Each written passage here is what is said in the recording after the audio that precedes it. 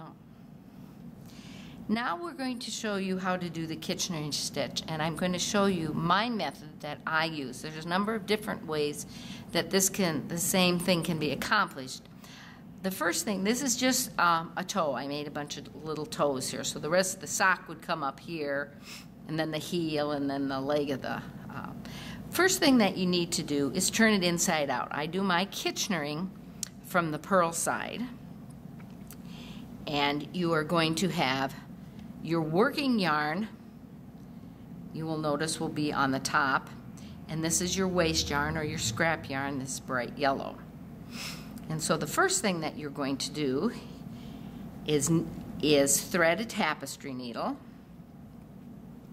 And I have kind of a long end here. This probably could be a little bit shorter than what I have.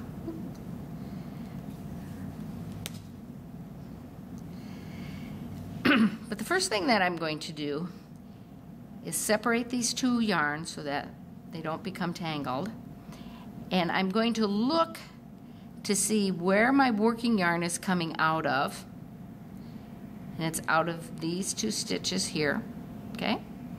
And where my my scrap yarn is coming out, which is right here. Notice how I kind of have my middle finger in there so I can spread those apart. First thing that you're going to do is take your yarn needle and you're going to slip it through the area, this stitch right, going this direction. If you think of the toe being closed, that's an up position. So I'm going to slip through here, and then I am going to go over to where the working yarn was slipped last stitch, and I'm going to go up through that. So I went up through those two. Now, when I do this, I'm not going to pull it real tight because I'm going to pull this through just slightly like that, and then now I'm going to go back down through that very first stitch, and by down I'm going back down this way. So now I've gone up that stitch and down that stitch. So I've gone through it twice in two different directions. And now I can pull that just a little firmer. But you want to remember that this stitch here was what you just came out of. Now I'm going to go across on the bottom. Notice how I'm trying, just taking the toe and kind of how I can see my working yarn here.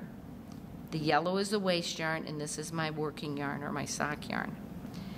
So now I went down through that one, so now I'm going to go up through a new one that never had a stitch on it, and I'm going to go, pull this yarn out of the way, back through up on the stitch that I had just come down on. So I'm now going through that top stitch twice. So I'm going up through a new, up through an old. And you want to not pull it tight, but pull it snugly because you want to have even tension. Now I'm going to go down through.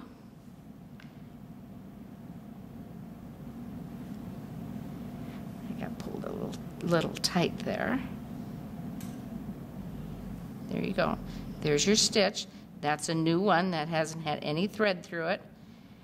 And I'm going to go down through a new and then down through that old one on the bottom because I'd already gone up on it. And then pull that. Then I'm going to go up through a new, up through the old, and pull it. And I'm going to work this way across the whole toe, excuse me. And what you're doing is you're going through each stitch twice. Once you're going in an up direction, and then you're going in a down direction through each stitch. So here's my new stitch. I'm going up through the new, or excuse me, down through the new, down through the old.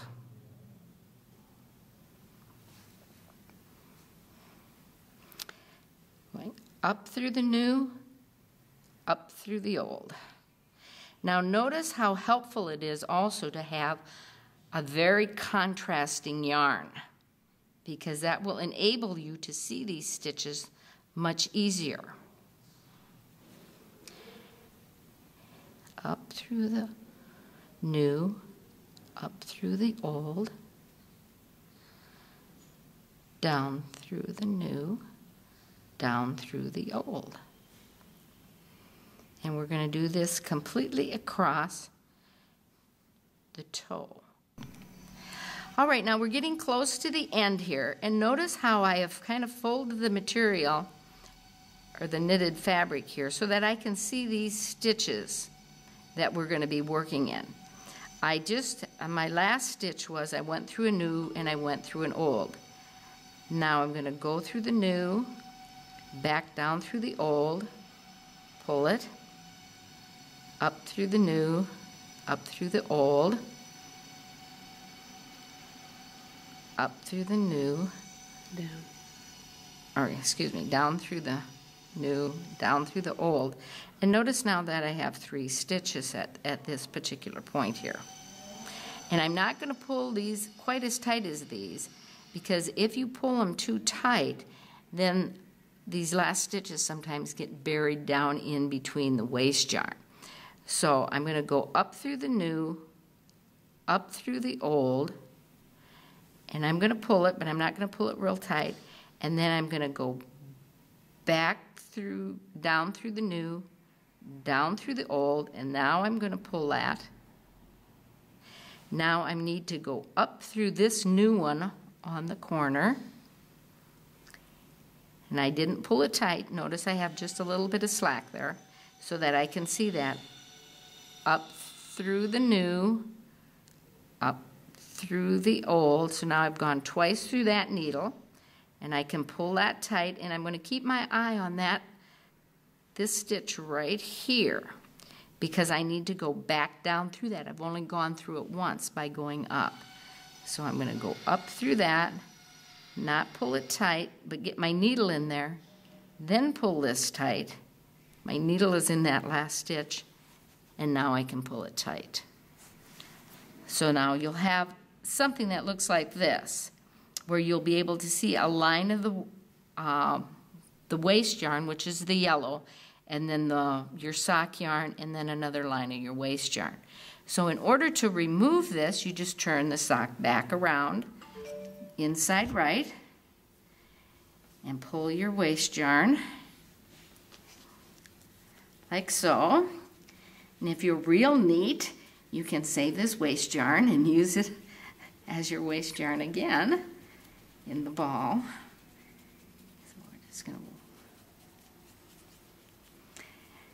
Now sometimes if you don't use a real blunted tapestry needle, sometimes you can end up splitting the yarn. So we really recommend you use a blunted tapestry needle. Through of the yarn, you want to kind of slow down a little bit, because sometimes your needle will catch some of the working yarn. So it's good to have a needle, a scissors handy, so that you can clip that,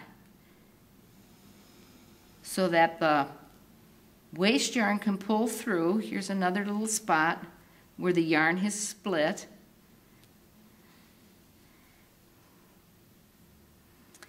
You can see here where I have split the yarn too.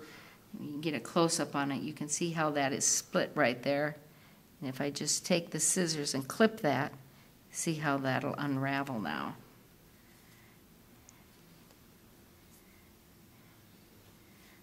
Just clip this big waist off here and throw that to the side.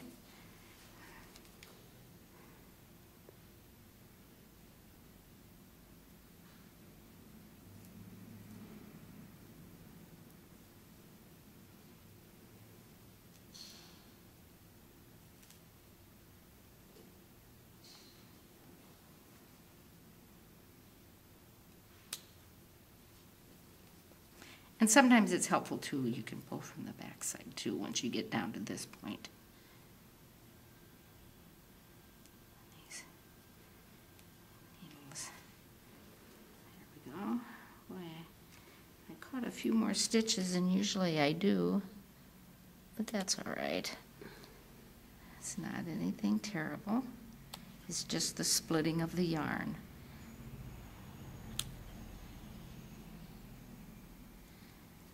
And that oftentimes you'll find a little bit of the splitting of the yarn when you first start because you want to get those corners fairly tight.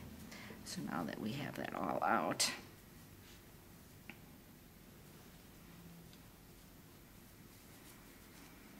and here's our Kitchner stitch.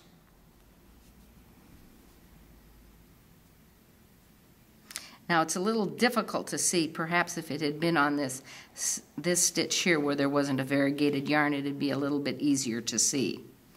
But you'll notice that there is not a seam here at all. It's just a grafted stitch that fits right in there.